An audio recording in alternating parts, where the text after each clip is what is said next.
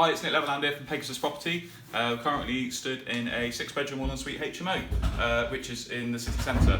So this is project 31. So our ambition is to do 100 projects this year. We've done 30 projects in the last 21 months. 25 of those we've sourced and we've renovated them all back to brick. They vary from small mini HMOs up to commercial to residential conversions, etc, etc. So here we are on the property. I'm going to give you a quick walk round. This is the first video I've done in about 4 weeks because I've been a bit lazy over Christmas and January, New Year blues, etc. So we're back at it now. We're ready to hit it hard. So without further ado, let's have a quick walk round. So we're currently in what was a reception room. So this has been turned into a bedroom. So there's an ensuite behind me. Stud wall, we use metal framework to build the studs. It's quick and easy, it's cheaper. You don't really get much swelling either like you do with timber, so it's our preferred method. As you can see with a lot of the walls, it's just been patch plastered. The walls are in really good condition when we bought this property. So we've chiselled out, we've put all your electrics in, plumbing, etc. And we just basically filled in the gaps and sanded it down and it's ready to paint. So come over here, just have a quick look at, I don't know if it's a bit dark, but you can kind of see the size of the ensuite. That shower tray down there is a 18, what is it? It's a 1200 by 800 shower tray. So the 1200 bit kind of dictates the width. Is it the width? Yeah, no, it's the length. The length of the ensuite is dictated by the 1200 shower tray, so that kind of fits in.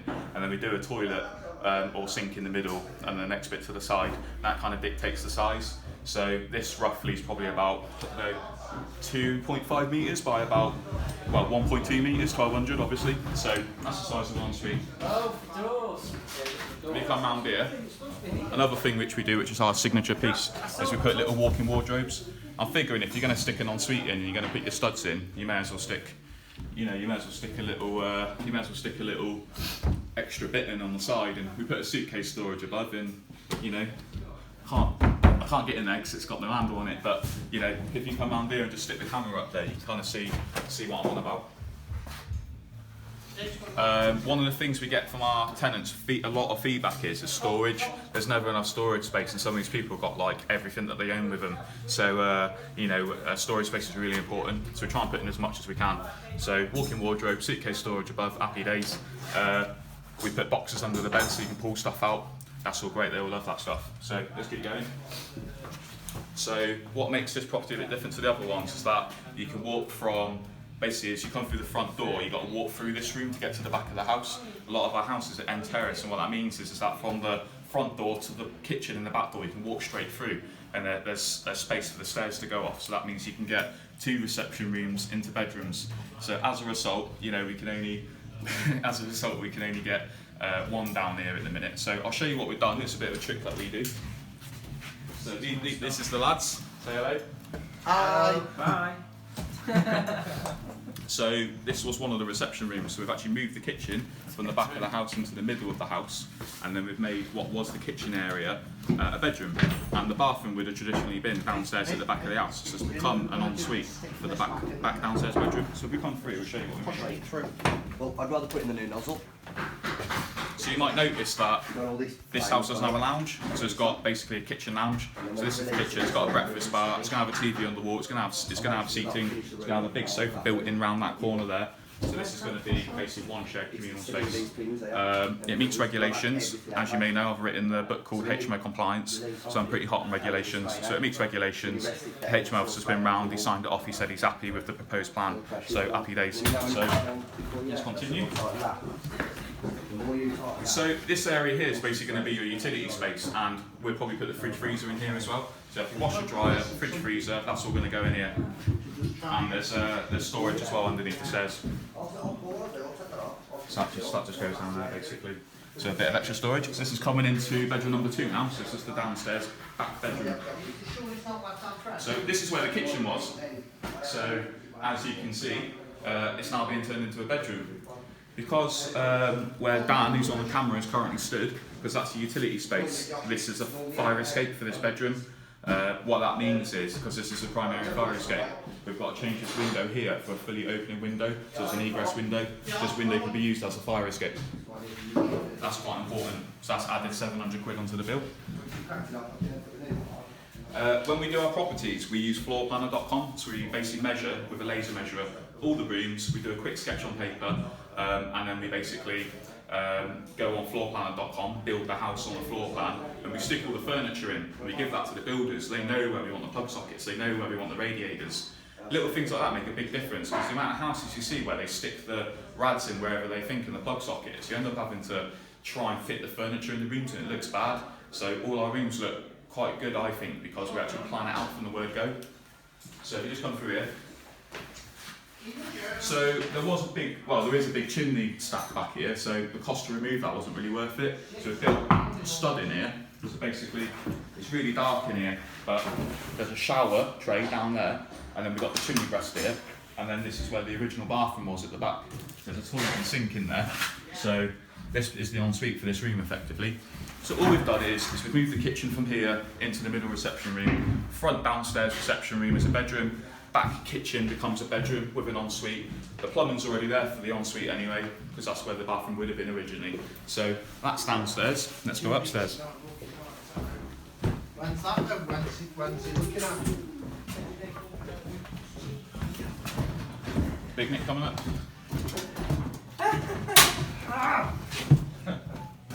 You didn't spring it on you, did you?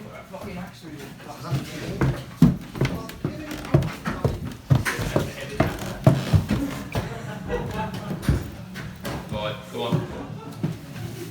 So, what's going on upstairs?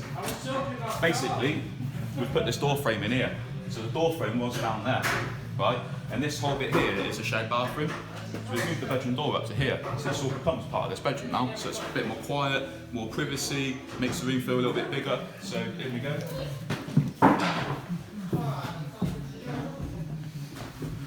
So this is bedroom number 3. So upstairs, back bedroom, bedroom number 3. As you can see, it's been pretty much painted. We've got this grey feature wall, which is called Cumulus. Bit of a suspect name for paint, but that's what it's called, Cumulus. So we've got Cumulus all over our walls, and we like basically our kind of signature brand really is that we do a lot of basic neutral colours. So grey feature walls, white walls, grey carpet. It's really basic looking. It's all very neutral. But what we do is we dress the rooms up with nice throws, nice cushions, nice wall art. So we're kind of going for, we want to look really generic and really cliche, but like really, really good at that in a good way, if you know what I mean. We want to look like a catalogue. We want to look homely.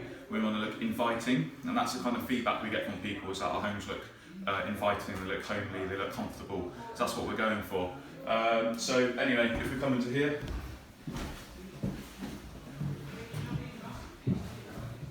So this was one big bathroom. Okay, this was the family bathroom, and the access to it was over there. So, because we moved the bedroom door back, and we've basically cut it in half now, so this now becomes an ensuite bedroom, an ensuite for this back bedroom. And if we come through to the middle bedroom, it'll all make sense. What are you doing? Right, Dave. Who's that? Hi fellas, you alright? Yeah, cool. So this is the middle bedroom, so come on in. So this bedroom was a lot bigger, so this wall here, which is a stud wall, was way further back. So because the front master bedroom, we split it into 2. So what we look for in these properties, if we see a mid-terrace property where you come in the front door and you've got to go through the reception rooms to get to the back, we know straight away that we're going, right, kitchen goes into the middle, back becomes a bedroom, front becomes a bedroom, upstairs, you know, we've got 2 windows at the front in the master bedroom. That's vital because we're actually going to split that master bedroom into 2. So in order to access the 2 rooms, we have to create a walkway. So this wall comes back, so we nick a bit off this room to make the walkway to go into the front left-hand side bedroom, which I'll show you in a sec. But just quickly before we do that, you can see there, that's the ensuite. So that's the bathroom that I just showed you split into 2. So one half is for the back bedroom and the other half is for this middle bedroom. So nice and easy. Coming through. So this is what I meant. So this was a cupboard for upstairs. So we've actually taken a bit of this and turned it into an ensuite for this bedroom. Ruining my video. So it's been nicked off of there to make the ensuite for this front bedroom here. So this was one big bedroom before, it was a big master bedroom, but we've split it into two. And then of course we need to get in this room now, so we come through here. So basically that's all your stud work, so we've nicked a bit off that bedroom next door. Do you know what I mean? So that was the original bedroom door there. So this is all brand new, this is, so you walk in.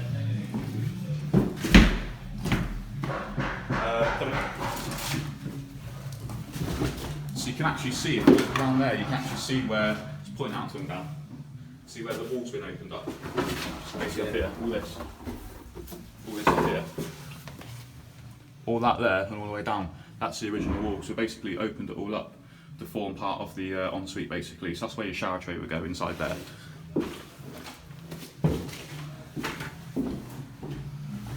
And then this is your bedroom. So this is one big bedroom before, so split into two with the wall. We put a little step in it, and you can see the plug sockets behind me on the wall. So that's where the bed's going to go. So it's all been planned out, where the furniture's going. It's all thought of way before. It will be quite a small, tight room. It's way above the minimum requirements. I think this is about, when you take into account all the walk spaces you come in, it's about 10 square metres, but it is quite compact.